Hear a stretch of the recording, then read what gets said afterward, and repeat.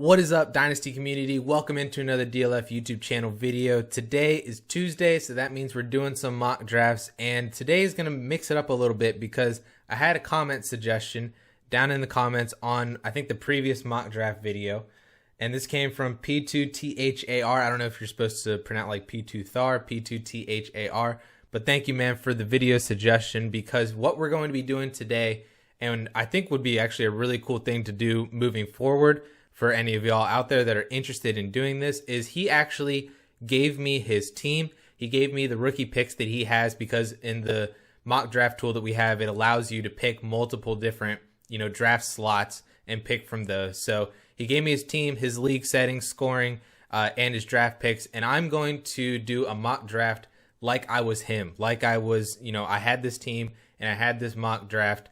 And that is what we're going to be doing. So I think this is a really, really cool idea, and we can run through, his team to share with you guys my thought process behind what I would be doing if I was in this situation with this team, with these picks, and we're going to do a mock draft on it. So let's get right into the video.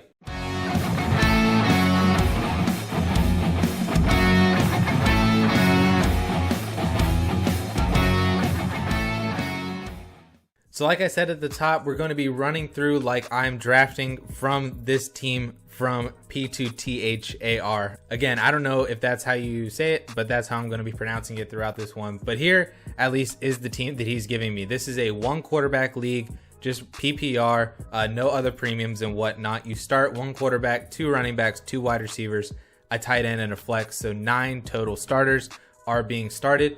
His quarterbacks are Matt Ryan and Joe Burrow, Jameis Winston, and Ryan Fitzpatrick. He's got Christian McCaffrey and Joe Mixon at running back, as well as Giovanni Bernard, Latavius Murray, Benjamin.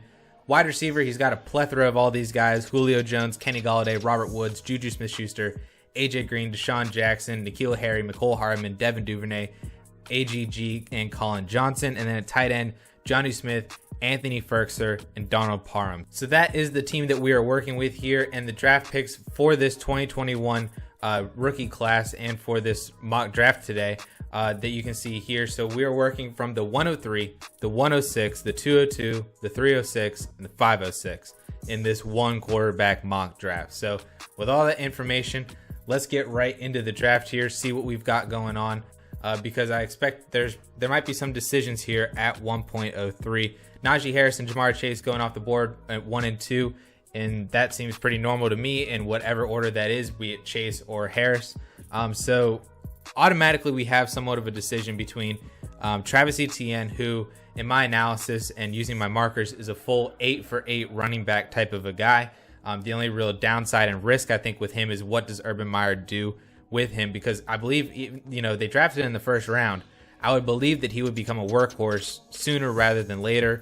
Although Urban Meyer still believes that James Robinson and Carlos Hyde can play a role, and ETN is a third down back, which I don't necessarily agree with, but that's at least what Urban Meyer said, and I think that spooked some people. But I still really, really like ETN. And ETN would fit nicely into this team as well, because, Christian McCaffrey, Joe Mixon, but then after that, no real other starters on the roster. He's got Giovanni Bernard, and that's kind of basically it. So inserting Travis Etienne would be really, really solid. The other decision that he could make would be Kyle Pitts, just swinging for a complete upside here between Jonnu Smith and then Anthony Firkser. Anthony Firkser is a guy I actually really like, a huge draft day winner because the Titans didn't add anybody. So he's basically going to become like the second or third target between him and Josh Reynolds for this Tennessee Titans offense. And, I think Firkser did really, really well last year without Jonnu Smith. I think he's going to do really well again this year. Could be, a sneaky kind of Logan Thomas type of tight end, just out of pure necessity, getting 6-7 targets a game, converting those into maybe 5 for 50, gets a touchdown every now and then. So I actually really, really like Anthony Firkser. So that decision here, between ETN and Kyle Pitts is really interesting. Personally, I'm not a huge Kyle Pitts guy. But he is getting major love in terms of ADP. He's already like a 3rd or 4th round ADP type of a guy in one quarterback leagues. ETN is right there as well too. But I'm going to swing for the fences here and at least give you a trade piece as well in Kyle Pitts, because I feel like you could turn to Kyle Pitts really, really quickly into another starting running back if you wanted to, because he's automatically that, much of a trade chip on your team. And the other thought process behind that was I was really, really hoping that potentially one of Travis Etienne or Javonte Williams would slide to you at 1.06, because that was the next pick. And that actually is what happened here, even though I don't necessarily think that Trevor Lawrence is going to be the 104 or the 105. I did expect Travis Etienne to be gone, but I was hoping it would be Javonte Williams and maybe another wide receiver will get up there. But in this case, it was Trevor Lawrence and Travis Etienne.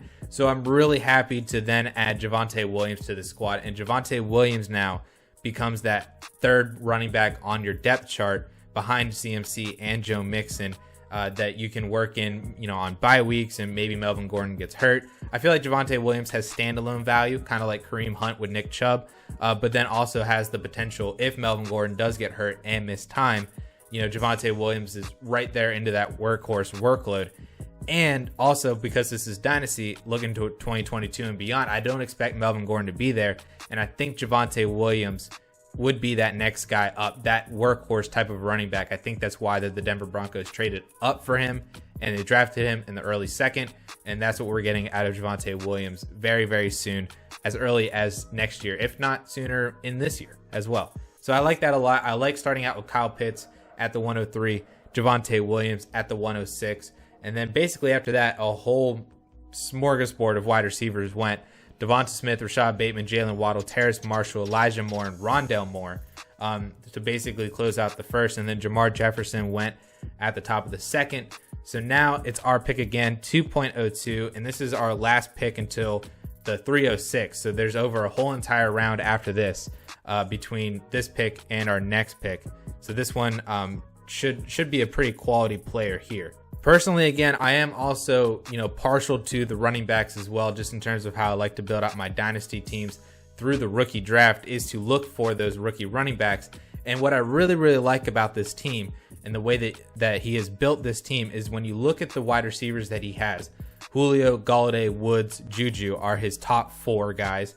And then he's got a whole bunch of other guys behind him that he could plug and play between AJ Green, maybe N'Keal Harry as the wide receiver 1 in New England, maybe McCole Hardman, stuff like that. But he's got a very, very good, solid workload of wide receivers at his disposal. And it's only start 2 wide receivers, and the other 2, at least in terms of the 4 that I named, could be thrown into the flex. So I'm not ultimately all that worried about your ability to play wide receivers right now. So and I'm not worried about adding depth to that wide receiver depth chart. Like, you can look at a guy like Amon-Ra St. Brown here, 4th round pick for the Detroit Lions, who could be really interesting as a sleeper and a guy who could ascend that depth chart really quickly just because of how, poorly talented, I guess, that depth chart is.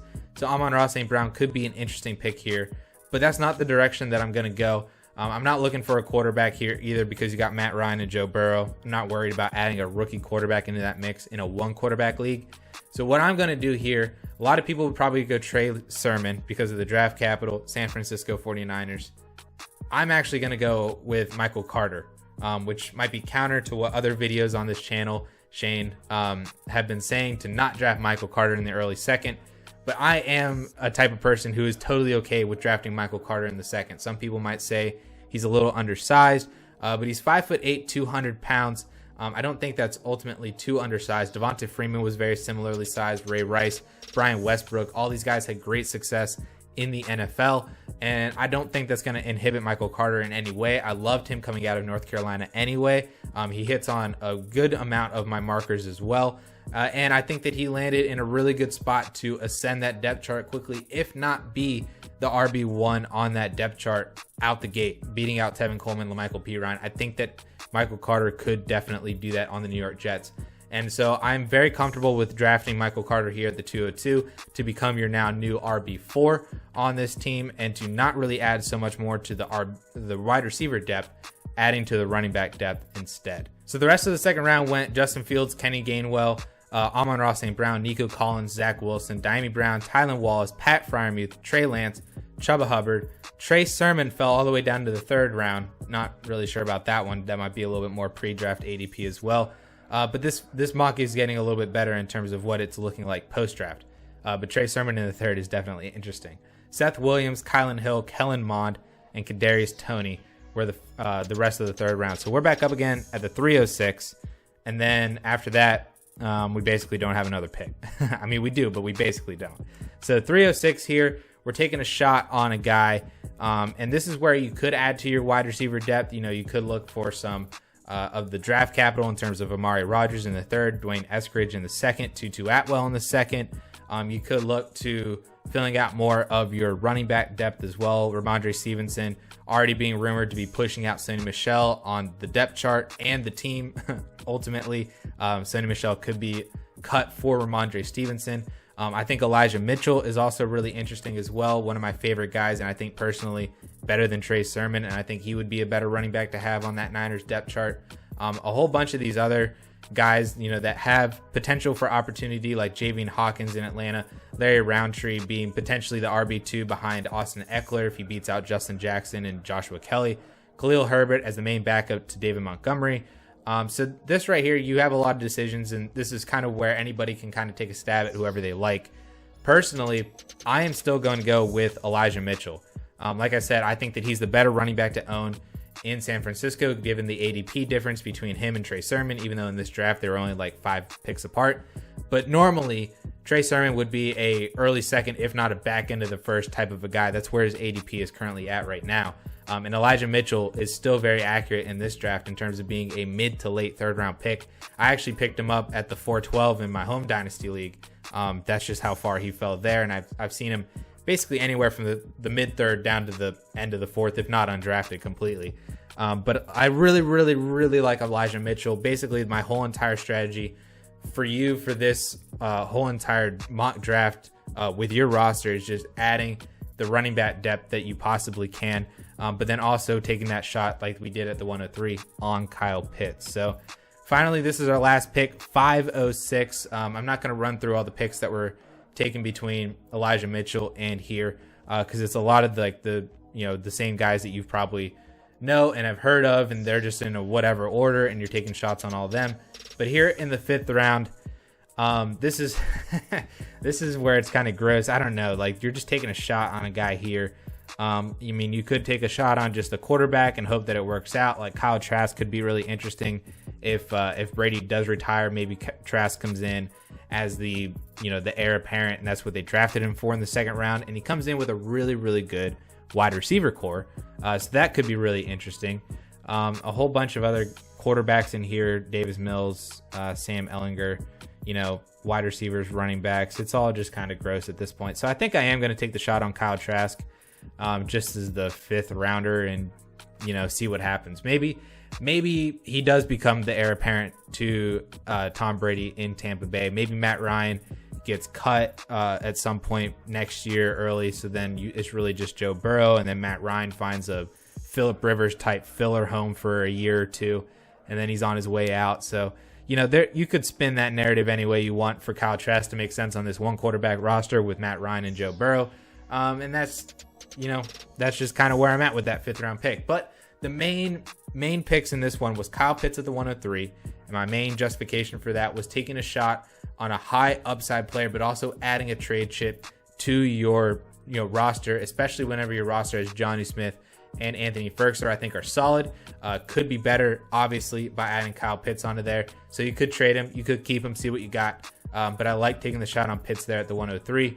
And then also because you were able to grab a running back at the 106 in Javonte Williams, I really, really like that. Michael Carter at 202, really, really like that. Elijah Mitchell at 306, love that as well too. Just adding 3 more running backs to your depth chart.